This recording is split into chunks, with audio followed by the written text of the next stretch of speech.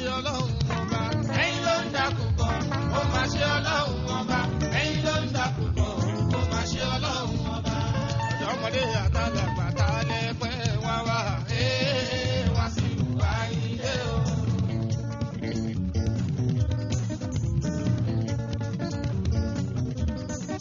Òsìmí ràgàrà wúwo gbọ́ láwọn tá a lè lẹ́ẹ̀bẹ̀ rí. Wasiu Ayinde.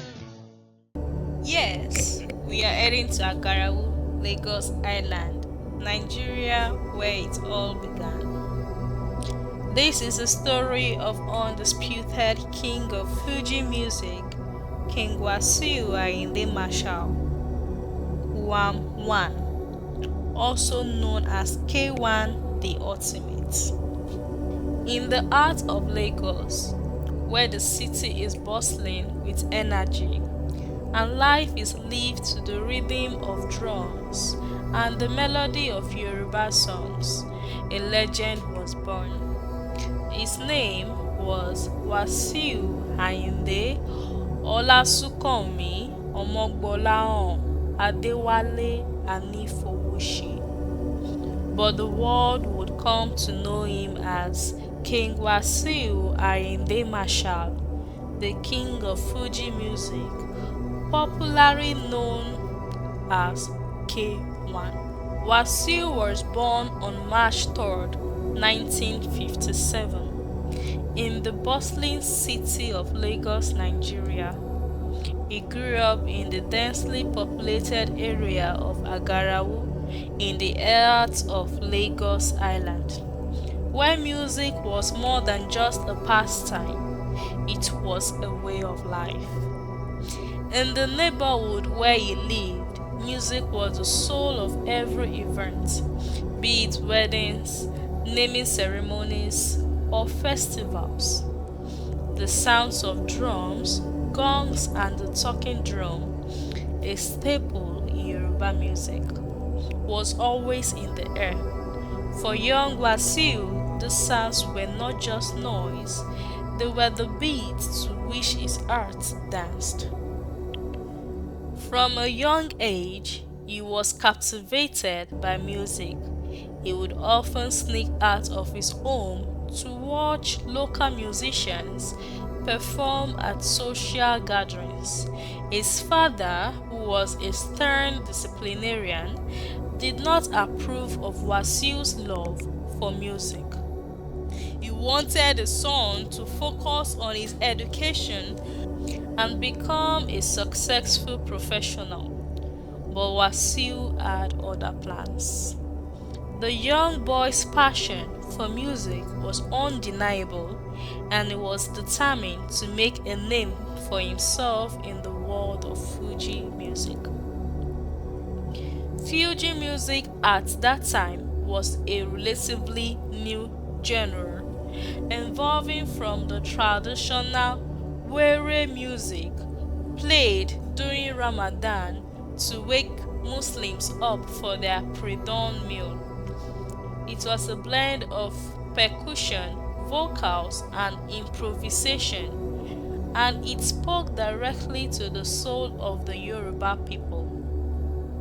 The pioneers of Fuji music, like Sikiru Ayinde Barrister, had already begun to carve out a space for the genre in Nigeria's music scene, but K1 was destined to take it to greater heights.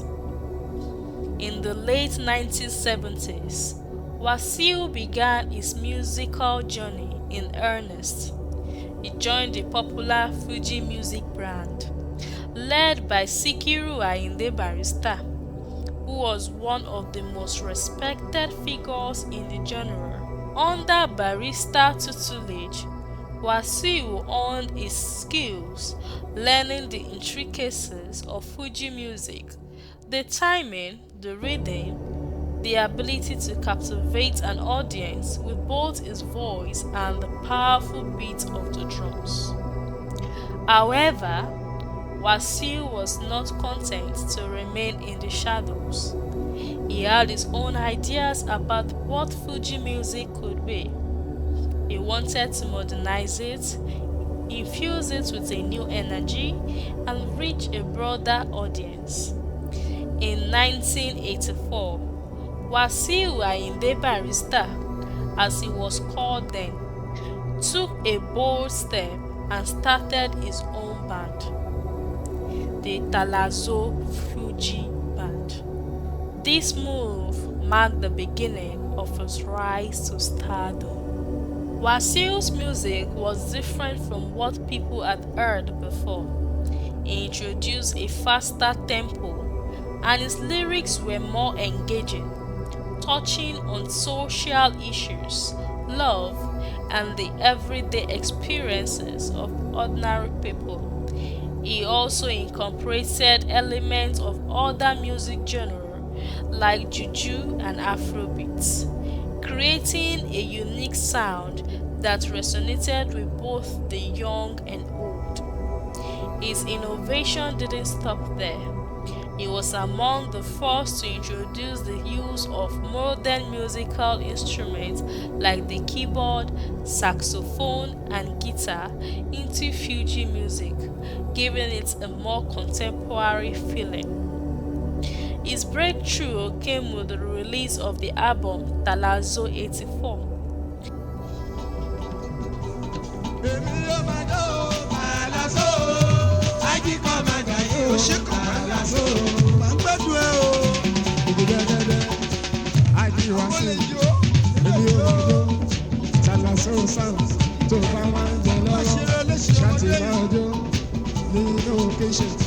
Ayinde Adéwálé tó bá lọ síbi iṣẹ́ tó bá pẹ́ nínú mọ́tò ṣáàtì máa gbọ́ Talaso sound ló bá ṣe lórí ẹni. Ayinde Adéwálé ẹgbẹ́ àjọ̀dún Talaso sound produced by the one and only Talaso king Alhaji Wasiu igi jẹ́gẹ́dẹ́ bàdàbàrà wú olóyè. Ó yá ẹgbẹ́ kájọ̀dún Talaso Fuji commander mi ò Talaso.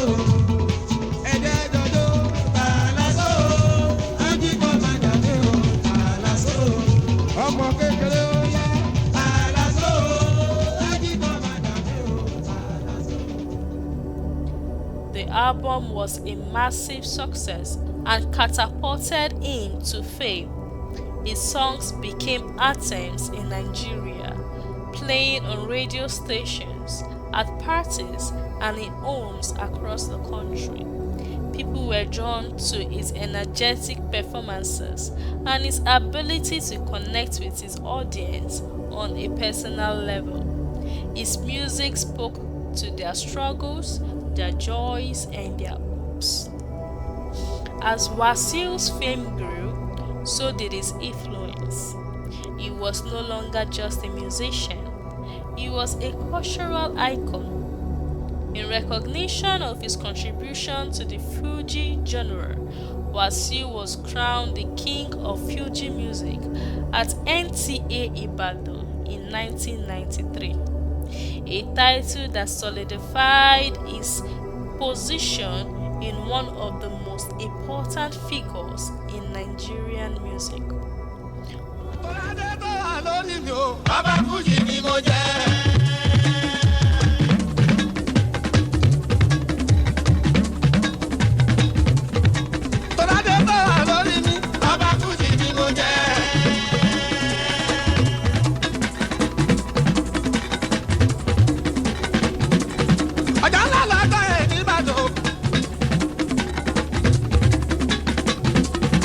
On the 2nd of July, 1993, tó kọjá o.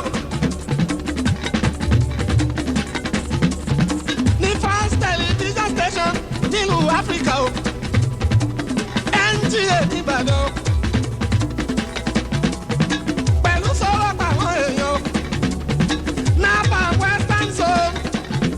Wọ́n fàyìndé Wasiu ìjọba orin. Wọ́n lábàá kì í pé méjìlá àfin o. Ìjòyè lè pé méjìlá. Àyìndé Wasiu ọba ni. Tọ́ládé tó wà lórí mi. Ọba Fuji ni mo jẹ́. Àgbájẹ́ lálábà ni wọ́n dà yín.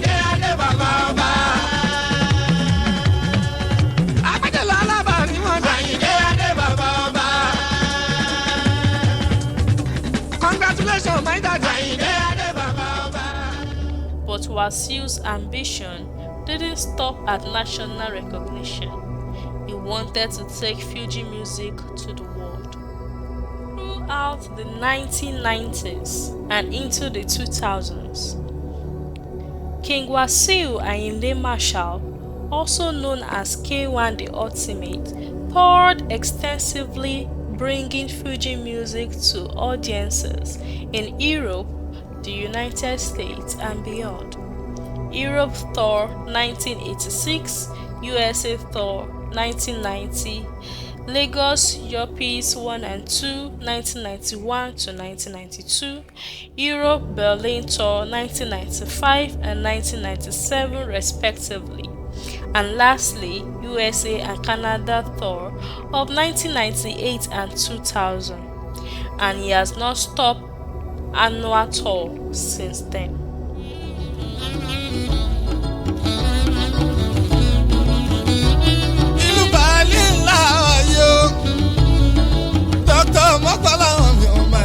Ṣe orí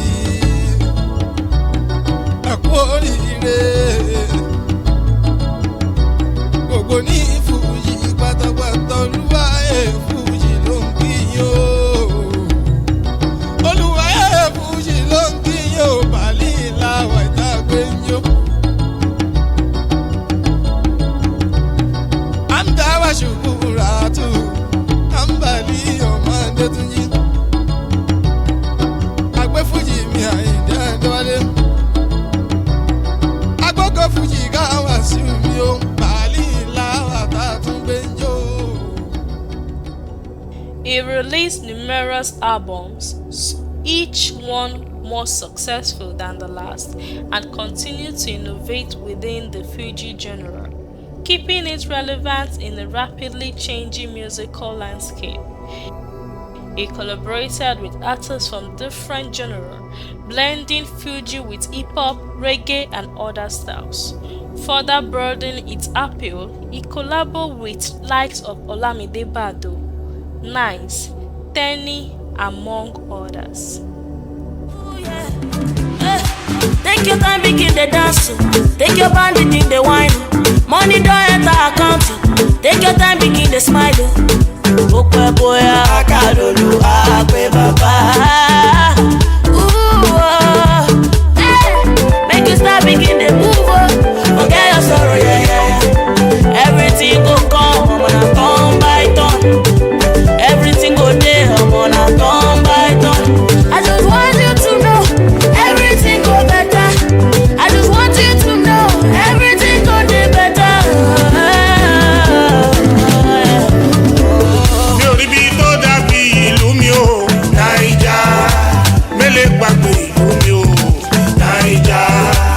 Tún kó dàbí ilé o Naija ilé bá mi èmi o Naija.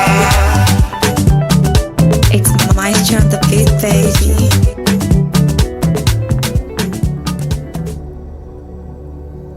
Albums like Talazo 84, Fuji Collection,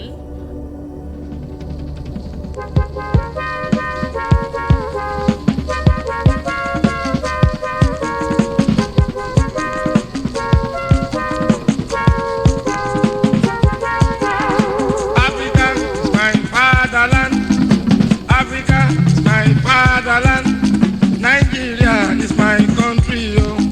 Nigeria is my country, oh. Africa is my fatherland. Africa is my fatherland. Nigeria is my country, oh. Nigeria is my country, oh. Africa is my fatherland. Nigeria is my country, oh.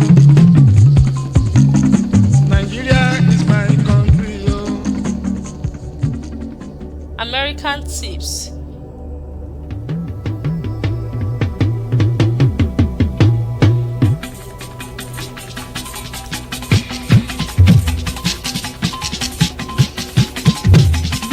Mo dúpẹ́ f'Olúwa Ayinde Wasiu.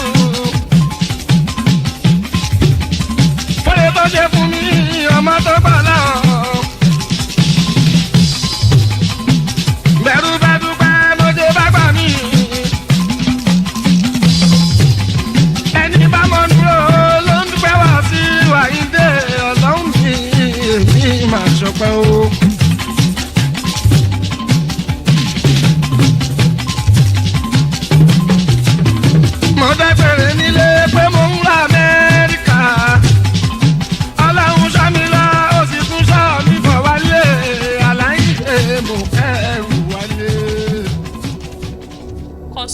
nation.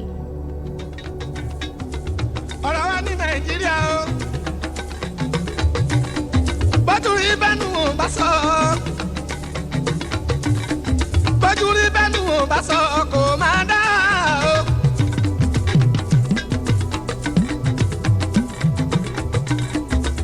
ọ̀rọ̀ wa ní nàìjíríà o nípa ohun tó ń jẹ́ democracy government of the people made by the people and for the people naija o. ẹ fún wa ní democracy naija o.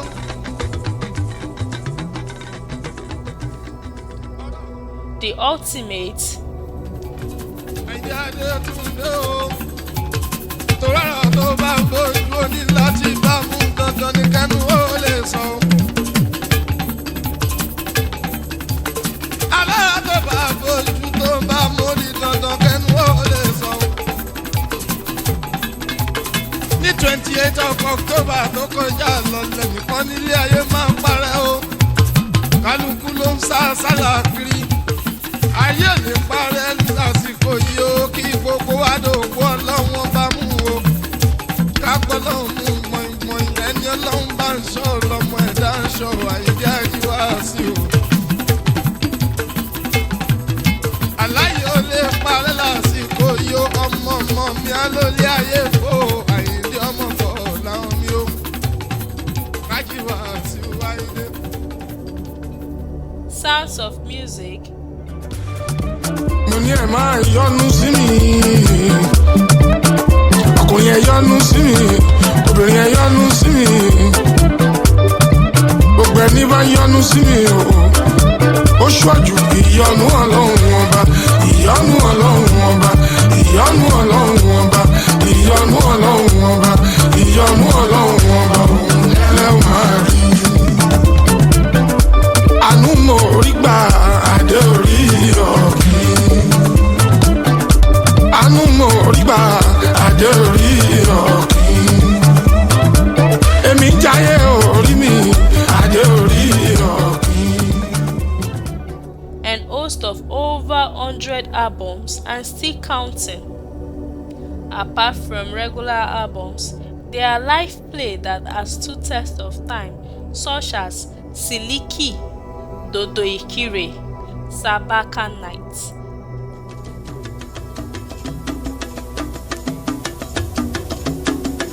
mọ̀délé olúwa Àyìndé mọ̀délé olúwa. àràfá tí mo tún lọ àràfá olóyin àràfá alámìjìjì àràfá tí mo tún lọ Wasiu Ayinde. Sabaka night la pè ní ẹ máa gbọ́. Versace Night.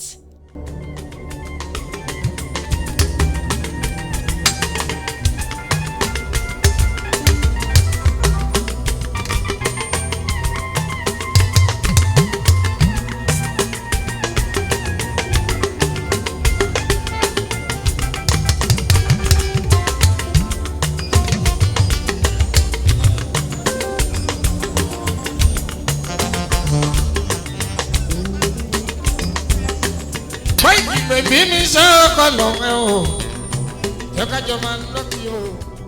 New York City. adùkẹ́ ọmọ fún ṣá adùkẹ́ mi gbọ́ fàmì ìgbé tí ẹ bá ń já olúwayé fún mi ló kí ẹ márùn ẹ o dídídí àwọn àṣebàjẹ́ ò ní ìgbà yìí wọn ò ní rówó náà. káwùsára làáfíà ọmọ fújà yọ ọ̀rẹ́ mi.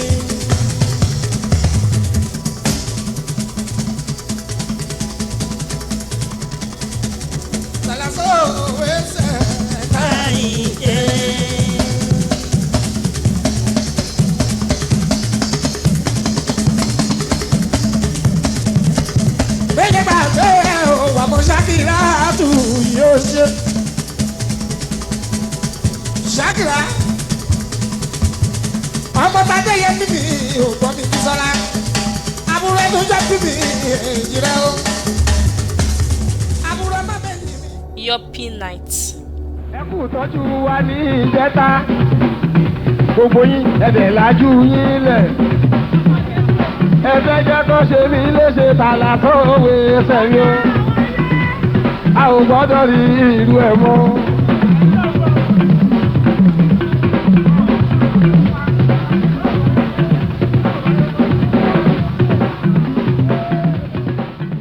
In the course of his journey, he had so many stage names that were coined from his titles and fans, such as Igi Jegede, Oluwaye Fuji, Kuwam1, K1 the Ultimate, Oluomo, Arabambi, Capo di Tutti, Adeori Okin, Mayegun, and so on. Arabambi's journey was not without challenges. He faced criticisms from purists who felt he was straying too far from the traditional roots of Fuji, but K1 remained undeterred. He believed in the evolution of music and was confident that Fuji, like all living art forms, had to grow and change to survive.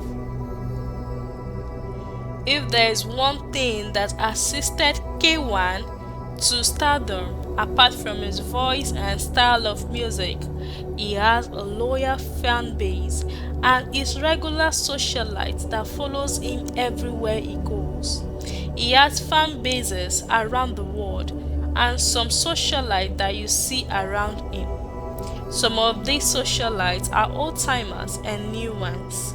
Even some are no longer alive, but all the same, they assisted Capo di Tutti get to stardom. Some of them are Bolaji Basia, Segun Alawaye, Alakiu and Toyin, Adebendel, Adisari Liwan, Lanre Shitu, Sati Ramoni, Kunle Atoyegbe, Akindele Ọlọ́run Tóyìn, Demola Oyefeso, Bode Diwe, Ladi Williams Gentleman, just to mention a few.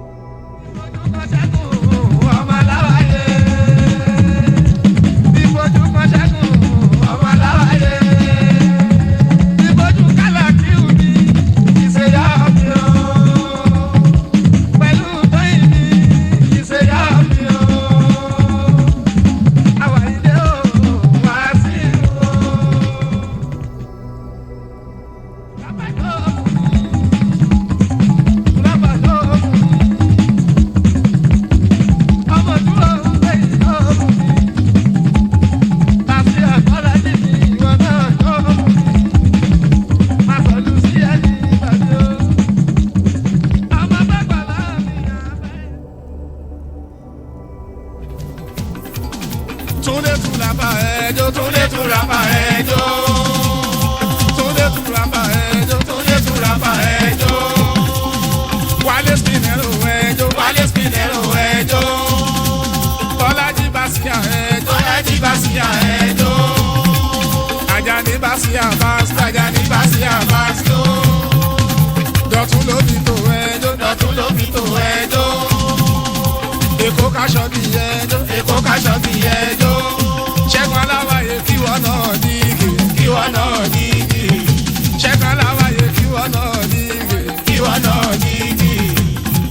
Dayọ̀ ọmọ lòmù kojó, ọmọ lòmù kojó. Yẹlé fàdùkọ́, yẹlé fàdùkọ́. Yẹlé fàdùkọ́, yẹlé fàdùkọ́. K1 is not only a legendary musician, but also a successful businessman.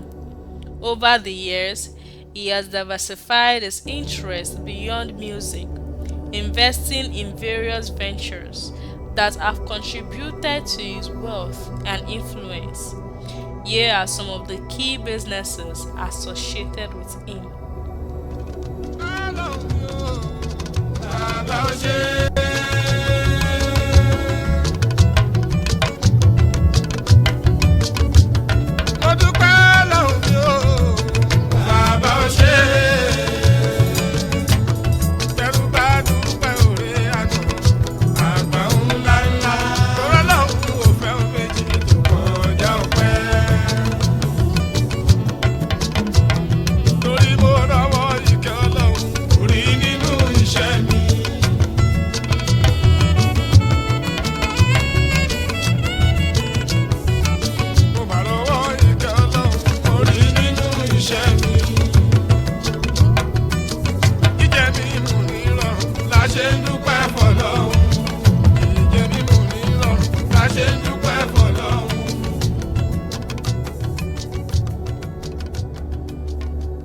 1. Hospitality and entertainment.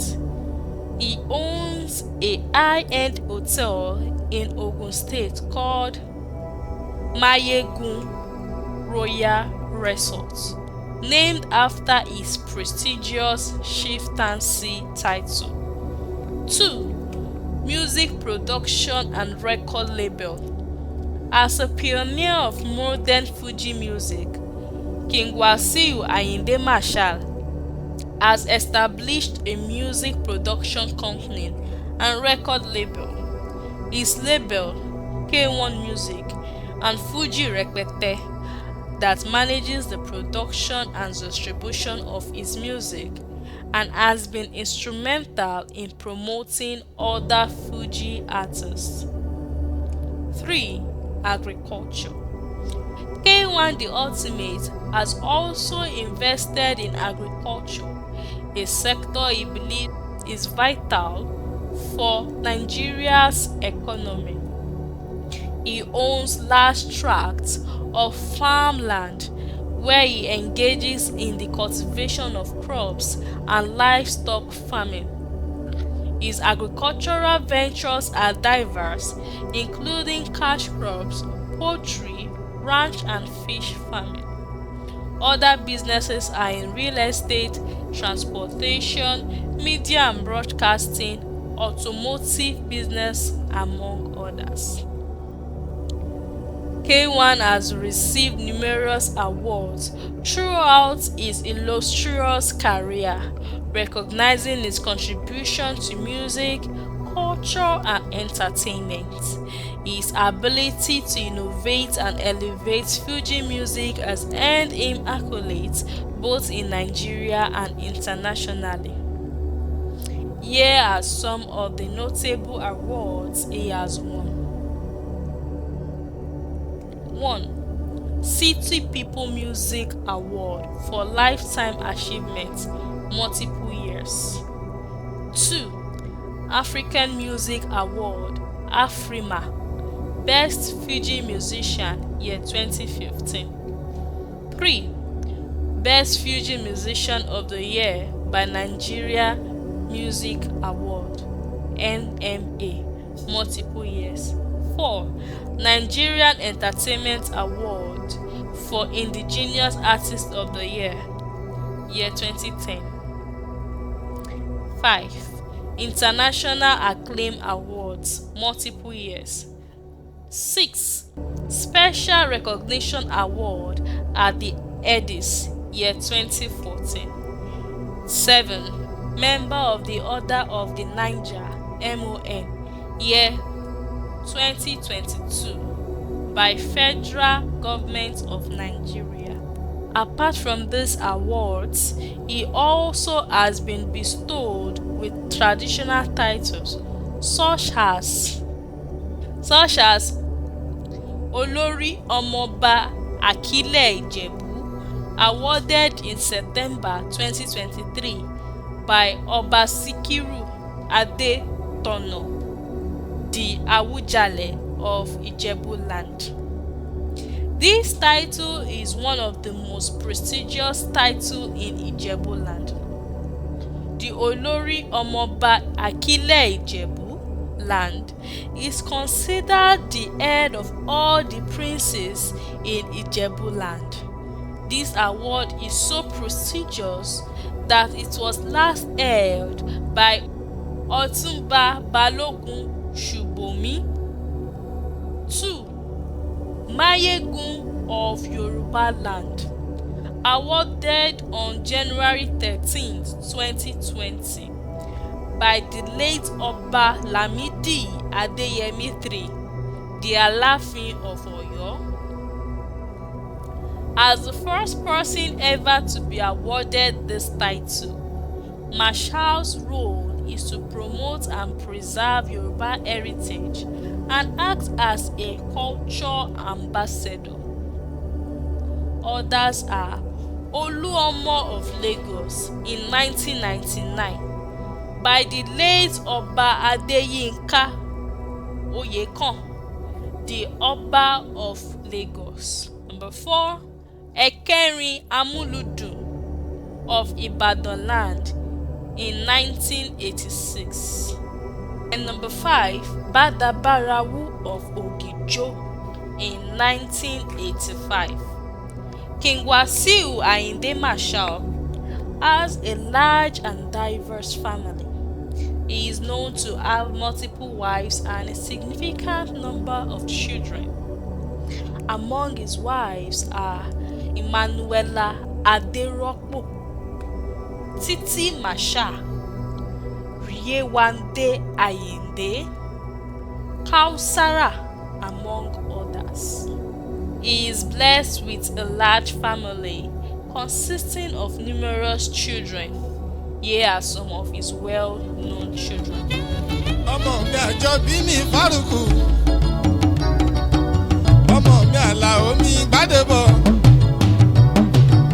ọmọ mi Àkànní mò ń bá délé, Láròǹkẹ́ Wàsílátù bí ń lówó máa dáṣọ fọ́mọ mi ò kó mú ṣoge gbé sí bèbè ní òkú mú ṣoge. Fatia, Idayat, Mariam, Farouk, Sultan, Ganiyat, Mustafa, Wasilat. Given the size of his family, K1 the Ultimate has made efforts to maintain strong relationships with his wives and children. He is known for being an adoring father, and despite his busy schedule as a musician and businessman, he ensures that he spends quality time with his children. His family is an integral part of his life, and he often speaks about the joy and responsibility that comes with having such a large family. Today, King Wasiu Ayinde Marshal stands as a symbol of innovation, resilience, and the power of music to transcend boundaries. His journey from the streets of Lagos to the international stage is a testament to what can be achieved with talent, hard work, and an unyielding belief in oneself, supported by loyal fan base. He is not just a musician, but a cultural ambassador who has taken a uniquely Nigeria sound and shared it with the world.